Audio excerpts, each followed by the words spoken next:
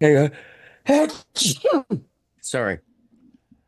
Greg Cote of the Miami Herald is skyrocketing. Look at him, intoxicated by the sound of his own voice, of his own sneezes. He is so delighted with himself. Can I get an update, please, Chris Cote, on the PFPI gala? What were the annoying things your father did last night? It was a big hit. It's sponsored now. It's got its own sponsorship. Again, for those of you who do not know, do we have video of this? We must have pictures somewhere of Greg Cote in a suit that I'm guessing is from 1974 that he breaks out just for the gala. It seems like an old suit. It is a bit rumpled, and it is in a living room that feels like, I've been in that living room. It's a lovely living room, but it looks on camera like it's also stuck in 1980. The love seat they have behind him is like my mom's mom. It's like an old-looking chair. I mean, it's a love seat. That's enough right there. Yeah. Tony, why are you laughing in Greg Cote's face about his home? It makes me think of this is really dark, but it makes me think of like a funeral home where you have like Look mismatched at it. pieces. Look at it. Look, you tell me. Look that- at how proud. That love seat that you can see the corner of was made in 1942. Like Okay. Hawk has that in his funeral home. Yes. Okay, in fairness, Jumpin' Charlie ravaged the love seat. It used to be in better shape than it is, upholstery-wise. Okay, but this is a photograph that looks like it was taken the way that they used to take photographs with a old gunpowder in a 1920s West saloon. Underneath a curtain. You pull a chain. You pull a chain. Like, those people would never understand that you have thousands of these now in your phone. Your great-grandfather looks like your great-grandfather. That is a photo. You tell me I'm wrong. That photo from the PFPI gala looks like something that was taken in a saloon in the 1880s, back when photography was being, rounded into shape. It is embarrassing. It looks like an old-timey, what do they call it, daguerreotype? You're holding a trophy here. Did you win? You win? Or you I'm were a 9-time champion, but I did not win this year, no. You were the commissioner, Yeah, and still am. you are Yep. awarding the trophy. Yep. And what were the most mockable details from last night? Well, the entire thing. I mean, we replayed. There's like a 10-minute clip on the Greg Cote Show if you want to listen to it. It's just my dad having a self-serious monologue while the room is just having conversations. Like, people aren't. Like, you just hear my mom and my mom and my wife just talking about their plans, like, on Wednesday. Was it recorded for the podcast? Did you get fresh audio? We recorded it, and then I had to go through it and tighten it because there's a lot of dead air in the, a lot of times. Your father forgets he's performing and just gets lost in the romance and nostalgia of his own breath. He always gets mad at me because I make fun of how he reads. Like, he's up there just in front of his family. Like, he could just be like, we had fun. Thanks for everyone. Like, you came in fifth. He's up there literally having pages of, like, a written out speech. Correct. Why and it's just like a boy in his 40 years ago, a boy, and it's just so awkward. And he reads, and then he gets mad when I make fun. He's like, "I'm clearly reading. Look, there's this it's like I know." I mean, he's accusing me of reading when it's so obvious. No, I'm not reading. accusing you. I'm making fun of you for reading. Okay, it is what it is. I take my speech seriously. I have to go over several statistical It's the same categories. speech every year, though. Like, you just fill in, like, the standings. No, everything It changes. starts every year with, a boy had a dream. Well, in a corner bedroom. I'm telling you, it's the same speech every year. 1440. That's where the coffee can incident happened as well. Again with which the was coffee right can. around the same time PFPI was born, in circa 1968, 69. And it survives all this time. It's a phenomenon. It's the best family football prediction league in America. That's probably true. And we run it. I run a tight ship. Okay, I'm a commissioner, and I take the title seriously. You let my Commissioner with a 6-year-old capital daughter C. in it. You let my 6-year-old daughter I in know, it this year. and what did she do? She was the co-rookie of the year. We had one rookie win There was the 2 championship, rookies. and the other rookie has 17 All right, please, unique please, hits. listen, please, dear Second God. all 17 time. unique hits. Yeah, the please. record is 18 by Ruth's Raccoons. Who's Ruth? May she rest in peace. Who won? That's my dad's mom who passed away, who used to ask us when we got back from golf, who won? Even though I always won. Christopher would always beat me and Uncle Dick by 25 strokes, and Nana would say, "Who won?" every time we Think walked of who in. won once a week. Who won? Ah. So that's who roosts raccoons. Let me, And now she has an award named in her honor. Let me tell you why I'm laughing so hard, okay? Because your father is now full-on delirious, okay? Drunk on fame and ego. Just laughed in the face of local icon Ron McGill for an honor that is local icon worthy. Just laughed in his face. Yeah, the Arbuckles Hall of Fame. You don't Our get any betters, better that's than a that. fine. Oh, sorry. I was thinking of Fatty Arbuckle. I was too. What are the chances? Yeah, thank you. Thank you for that support. What I was going to say, Chris, is your father drunk off of Las Vegas success, book success, podcast soaring, was just happier and more intoxicated by the sound of his own voice when you just simply asked him, give me information about your Lobos and that league. That is your father at maximum interest in sports at this point. Correct. Look at how happy he is with that league, with writing his notes, with keeping his stats. If I were to take from your father, Yeah, podcast's having a great week, by the way. Greg Cote Show. I could write a book Featuring- about PFPI and might. featuring Greg Cote, Yeah, with. your podcast Please don't write that book. is very popular, but you love talking about this stupid league. Stupid. It's a family tradition. They can only want to know, Hank, why do you drink? Jeremy, please go sit in the penalty box again. Jeremy, can you please, Actually, go this time. I thought you were come talking back. to me. Fatty Arbuckle, can you tell me when he died? 1933, Dan. Okay. thank Also, you. famously first actor to ever be canceled. Really? What? Yeah, September 1921, Arbuckle was accused of sexually assaulting and accidentally killing actress Virginia Rapp at a party in San Francisco. Yeah, damn cancel culture. It's been around forever. Forgive me because Greg Cote has been distracting today, but since you spoke of cancel culture, it made me think of Kid Rock being in the news this weekend. That story was delightful. So the name of the tour is You Cannot Cancel America, Can't correct? Cancel America tour.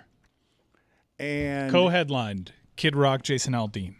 because they are going to profit off of there is an absolute lane here for if you are the person who shoots up Bud Light beer cans and hurts their business, you too can ride the embers of late rock star flame. Well, I don't know into- what U2 is doing. It would be weird if they were on this tour. I know what they were doing. You At the also, Sphere. you also can rise to. Kid Rock is making his tour relevant, at least in part because of his politics. And he had to cancel New York shows. Why? He didn't have to cancel New York shows. I guess the question is why'd they schedule them to begin with. But yeah, so the You Can't Cancel America tour, co-headlined by Jason Aldean and Kid Rock, actually canceled on parts of America. They decided all these New York dates, we're not going to do them because New York State has the gall to have a free and fair trial against Donald Trump and find him guilty. Accountability, it's like not the favorite thing of public conservatives, especially MAGA conservatives. But yeah, that's where we are right now, that they don't even see the irony in doing this. And for all their complaints about cancel culture, I mean, what if liberals actually successfully canceled without the person acknowledging, yeah, I did that, I'll just go away? We couldn't even like stick up for Chick-fil-A. It's too damn delicious. Like we couldn't keep our ground there. But the liberals don't actually have canceling power, especially if the right are just going to lift up people that have been canceled and make them heroes. I think we've seen time and time again that this is a totally made up thing, except for when the right does it. Because it actually goes somewhere when the right does it. And it makes Bud Light reach out to Shane Gillis and Joe Rogan to try to overcorrect. And UFC. And Yeah, UFC. to try to market correct what has happened. Peyton Manning, it's a very concerted effort right now by Bud Light on how to get uncanceled. And part of their strategy is just have Joe Rogan say on his show, because they're now a sponsor, well, they figured it out. They're not a problem anymore, guys. The only people that actually, we saw with Target, the only side that is actually doing real canceling, effective canceling, is the right. I was thinking about this the other day because I've seen how Louis C.K. is flourishing now, and it was, he's one of the best to ever do it. And then a long time ago, he had a different business model that was trying to connect to it with his fans, getting rid of all of the brokers and just selling directly to fans. And he has circumvented through popular, unpopular, polarizing. He now exists in a space where he and Shane Gillis and all of these top 100 podcasts that have been birthed in and around the Joe Rogan universe, he is now somebody who is wildly, wildly popular again and can exist with total freedom in this great space where the top 100 comedy podcasts reside, where it feels like a free speech space.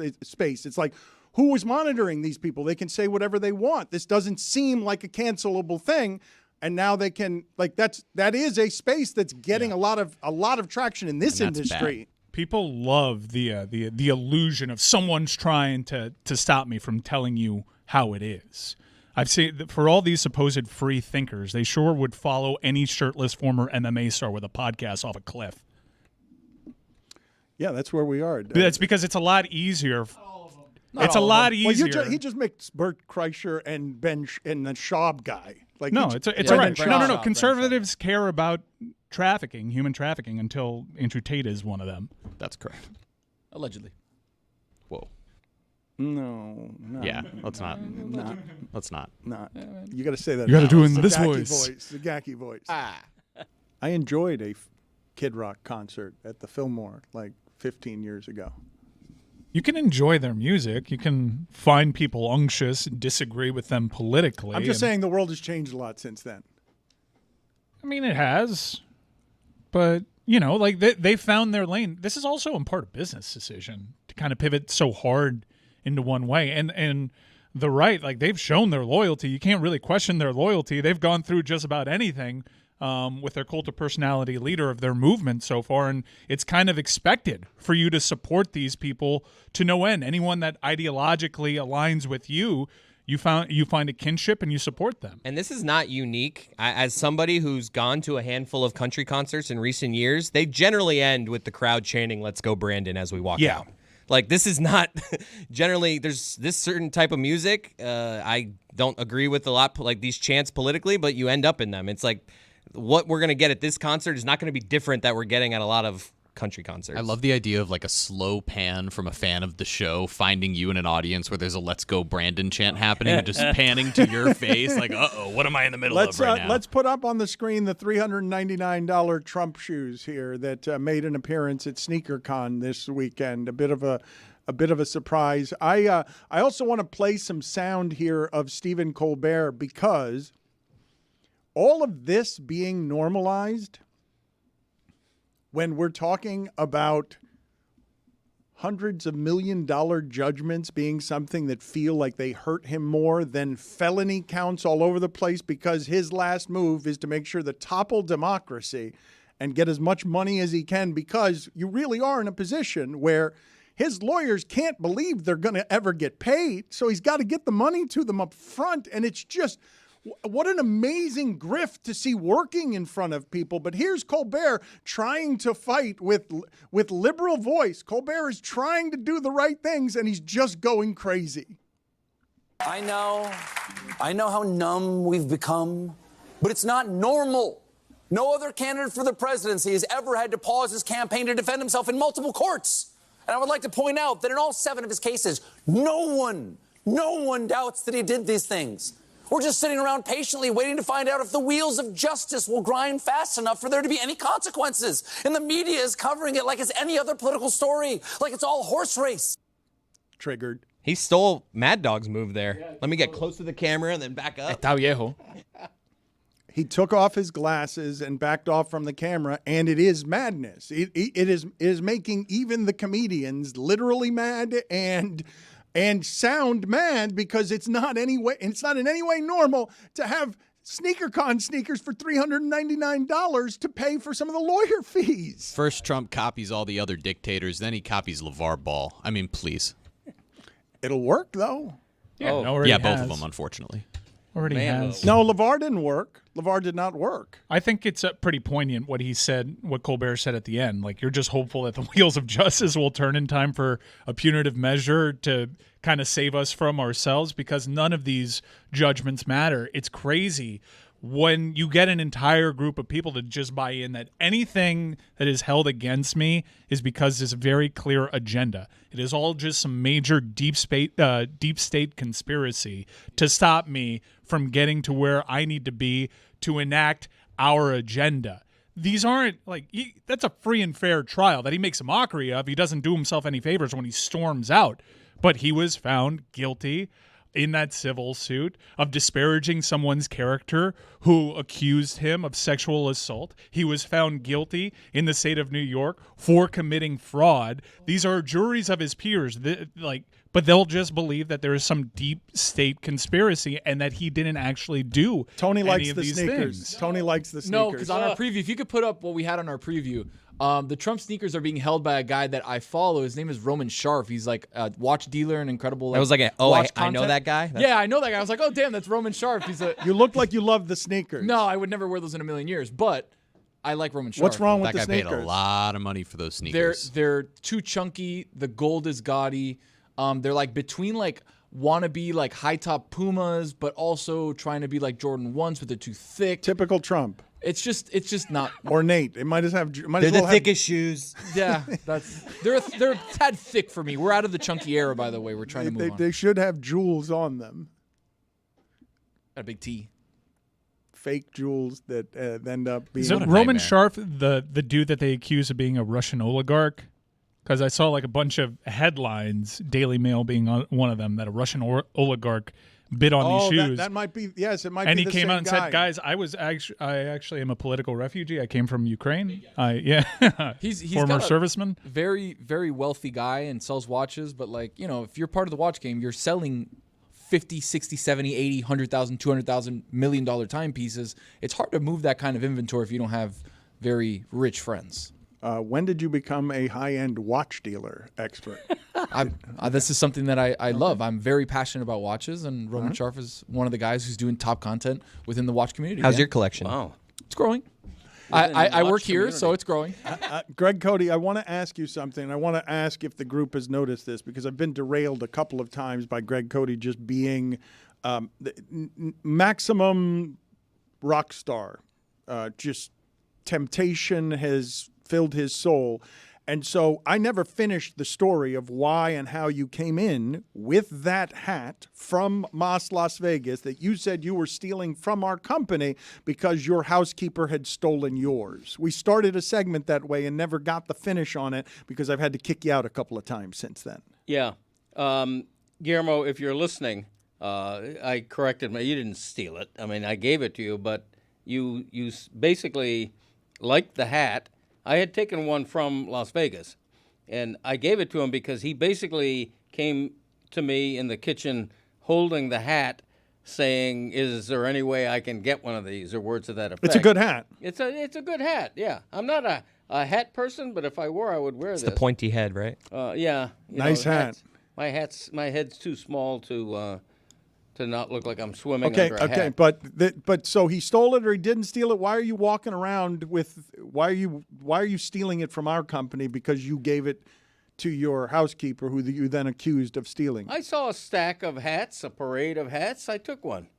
As one would do. Yeah, that kind of thing. I feel I'm entitled to it. I contribute. I'm a contributor, and so forth. Because you are one of the largest local critics of all things Lionel Messi. We have not had a lot of local criticism of anything Messi related. Right. You have been someone somehow who has been a vocal critic. Messi is, for those of you who haven't been following this because we haven't talked about this, Hong Kong and portions of China are furious with Messi because he played in exhibitions after being there and they thought he was healthy and they didn't understand why he didn't play before them. And so he's got a legitimate Hong Kong controversy on his hands, and now he comes to Miami with what you and Mike are saying, and this is dangerous for this franchise that has never done anything important or winning until Messi got here. Like, this franchise has been irrelevant the entire time it has been in They're town. about 4 years old, so. I know, but until Messi, they had done nothing. But that's lose. really fast for you guys to go from that to what I imagine is going to be a spectacle later this week and the opening of a season that you guys are telling me is championship or bust. And I'm like, really? We're going to do that just because they went from last place to looking really respectable because they got somehow the best of Messi. They did end up finishing close to last place in their conference last year. But I think where the disconnect is, you hear championship or bust, and you're applying your tiny American sports brain to it. There's 4 opportunities for them to bring home hardware. I know. Yeah, they got to win one of them. Yeah, but that, in a way, though, that's part of the problem, right? In the middle of MLS season, when you're playing Leagues Cup matches, when you're playing U.S. Open Cup matches, and you're splintering. That's up in the air, actually. Okay, but your top 4 players are all like 36, 37 years old. It's difficult. Like, you're going to have to rest Messi. It is, more and games also than you'd like. and also to have a roster that is compliant with the MLS. And they've had big time injuries to some younger players throughout this preseason. I think if you look over their track record over the last 15 matches, be it exhibitions or end of the season meaningless games, it's not good. Right. They've played one really good month of soccer, and it was Messi's first month where they won the Leagues Cup trophy, which actually felt like an achievement. And you've seen MLS prioritize that over the oldest trophy in American competitive sports right now. What's happening with the Lamar Hunt U.S. Open Cup trophy is fascinating because MLS decided to pull their top teams out of this competition because the money's not worth it. They get more money for Leagues Cup, but you have all this tradition. Soccer fans hate what's happening, but the U.S. Soccer Federation is so tied to the hip of MLS that if MLS says we're not making enough money and no one contributes more money to U.S. Soccer Federation than us, they have to. They're at the will of the MLS here. So there's a pretty fascinating thing going on with that cup competition. But Miami has 4 different opportunities: the MLS League season, which, because of how mainstream sports fans work, and I just use Stugotz and Billy as an example, when they're confused as to how someone wins League Cup because they Google the standings and they realize that Inter Miami's at the bottom of that. I think the one that matters the most is the MLS Cup, followed probably by Leagues Cup when you consider the resources that Apple has put behind it, and that's just a competition that was created last year. You have CONCACAF Champions League, which now is going by a different name. I feel like you've lost both Chris Cote and Tony. So I'm following it. I know what he's talking about. 4 cups. There's four opportunities presently. Again, I spoke to the ambiguity surrounding the U.S. Open Cup, but there's 4 opportunities for them to win hardware this season. But which one matters the most, I guess, is my point. I guess MLS Cup, because whenever you try to speak to a fan about how Miami's of you doing idiots. this season, MLS they'll Cup, Google standings and they'll see that Miami's not. What, MLS Cup number 1, League Cup number 2. So if you win League Cup, it's like, oh, great, we won it, but like it doesn't really matter. If you want to go like in true scope, because there is a Club World Cup coming to this country that is replacing a Confederations Cup, you should honestly try to prioritize CONCACAF Champions League because it gives you an opportunity to be World Cup. There is an opportunity to be called the best club in the world, and the only way to play yourself into that competition is by winning CONCACAF Champions League. So the third most important is the most important. CAF, okay. I would concede that. And then Club World Cup. What is a success, Greg? If they don't win the MLS Cup on a team with Lionel Messi, The first one. No, that's the first. The number 1, Dan. Yeah. The Leagues Cup is failed second. if they don't win the MLS Cup this season with the only full year of Lionel Messi. That's the starting point they have to win. And because there are so many different competitions, there are so many matches that they will have to play with an old This is a new team. and unimproved Dan Le Batard And Show that's with the the reason Stugotz. why- Gamble on by DraftKings. Let me start it off here. Match preseason tour, which I call preseason torment, Never mind, because let it's him. ridiculous that they put their players through all that, let alone the nightmare that happened in Hong Kong and the ensuing controversy, which Messi has to go on he's big in the Far East. He has to go on this channel and apologize, saying, no, I was really sick. It wasn't for political reasons. And we're back. It's a nightmare. He's had to apologize to a lot of oppressive governments for a guy that hasn't said much throughout his career. Never said anything. Yeah, He never says and anything. he is hated because of his lack of participation in some of these friendlies. Friendlies that probably shouldn't have been scheduled. He's apologized to the U.S. government? I want to backtrack for just a second here because, Mike Ryan, you were not finished with your point, but in the transition on executive producers, you wanted the segment to keep going, and Chris Cote just ram-railed his father into the hard net workout because you wanted to extend. You weren't done talking, and neither was Greg Cote. We found a Greg Cote wheelhouse, something that he's super passionate about, and we got caught in the weeds of whether you want to win the third trophy or the fourth trophy or the first trophy. What I was trying to avoid was a second segment on soccer. As much as I am passionate about the sport, I understand what the audience wants and what our aptitude is for these things. So I just wanted to extend that rather than what happened, which is us starting a second segment about soccer. When you're out, you're out. I think it's a fascinating story because Inter Miami, in a way, is in a no-win situation. They are Lionel Messi is a money tree for them, and they are squeezing it for all it's worth, which is why they went on that 5-nation preseason tour, which I thought Mike, was unwise. Soccer or not soccer? I mean, come on. This is the biggest athlete in the world, and he's playing in Miami, and it's not a small deal, and that there would be a season of expectations. I understand, but the season is coming up I right understand, now. and everyone kind of agrees. Messi, huge star, and that is a traditional sports take. They have to win something, otherwise this season is a failure. And it's hard to explain to an audience that there's 4 opportunities to win something, and when most of that audience only cares about one, that whether it's accurate or not, to actually put that as the top priority, that's what they end up Googling. It's a really difficult thing to explain. This is how it starts, though. Like if you want people to have your Premier League knowledge, you want people to bring in something from Europe, and if you want to actually grow the sport here with multi-generations, multi-cultures, it starts by sort of explaining this, getting frustrated because you know more than the people who are gathering around just because they got the famous guy. I don't think I talk anybody into liking the sport by over-explaining these things. It would be a dream for us to be where we probably should be as a host nation in 2026 for the World Cup, and I've got so many eggs in that basket, hoping that the way that we talk about these things right now, it's difficult to connect with Joe Sports Fan when Joe Sports Fan watches the daytime sports programs on the worldwide leaders, and they all kind of handle the soccer discussion the exact same way.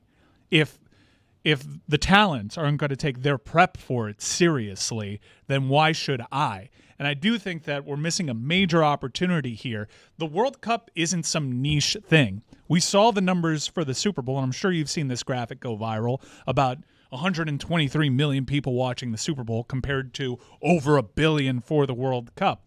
2026 is not some novelty. There's 7 World Cup matches happening in this city alone. It is a massive opportunity. It is a massive boom for our economy, and we're just beginning. There is a years-long ramp-up to the World Cup, and I kind of get frustrated in that I see the people, the conversation starters, the needle movers in this industry, and they're really only capable of talking 2 sports. And I really hope that we send people like Stephen A. and Tony Kornheiser and Michael Wilbon, provided that they're still doing this then, to some kind of boot camp.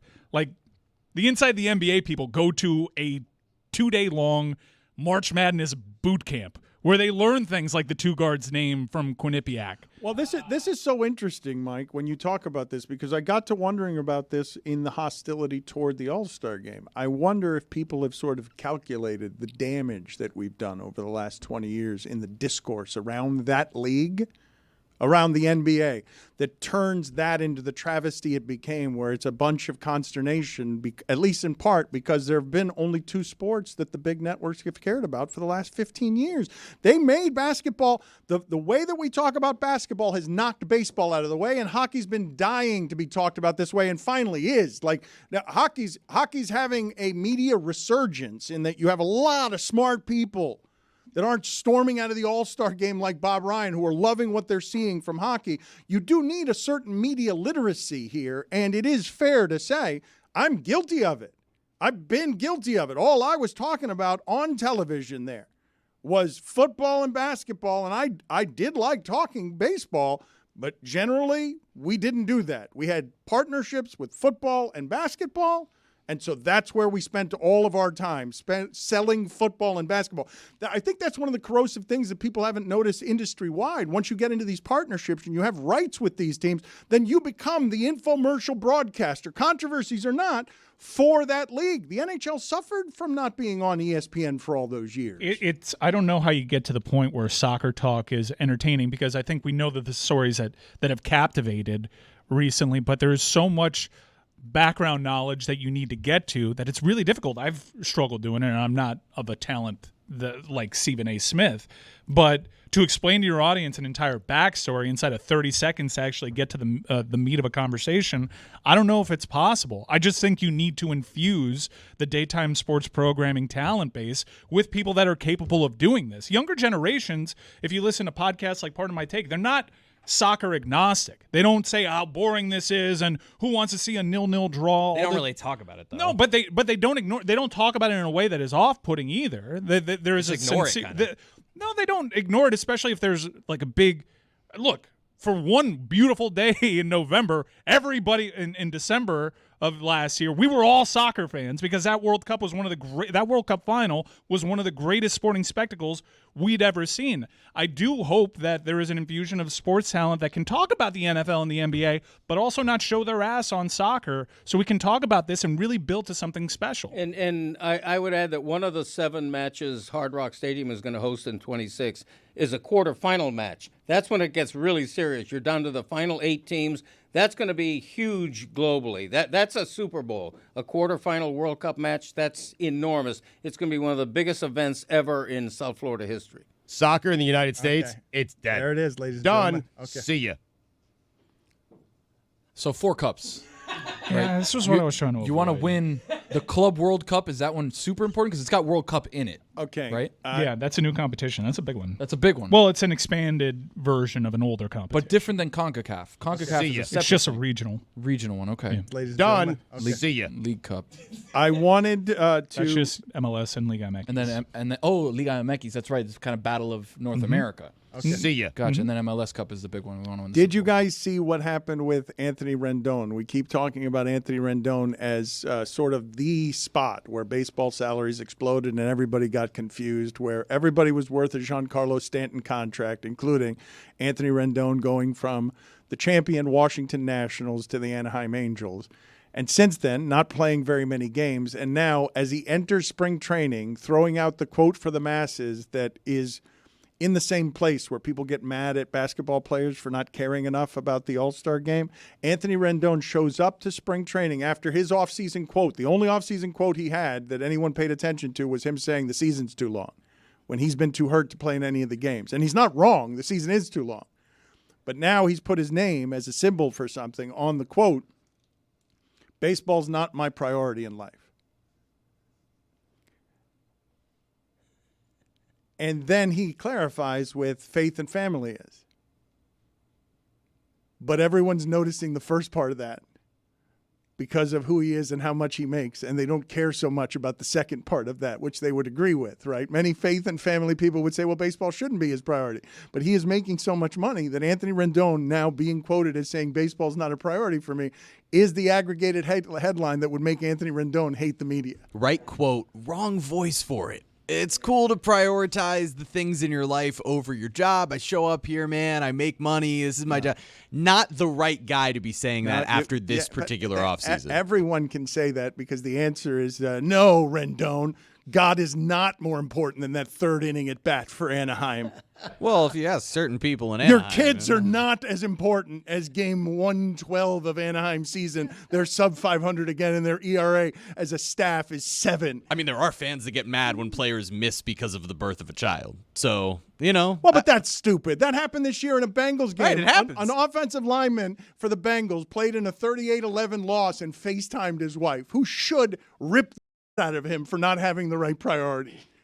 Like, what are you doing? That's absolutely right. What are you doing? That If you're game going to check, do though, that, you got to do that when you're playing for the Chiefs, Not for an injured Bengals team that Joe Burrow's not on. If Burrow's healthy, then you think about it.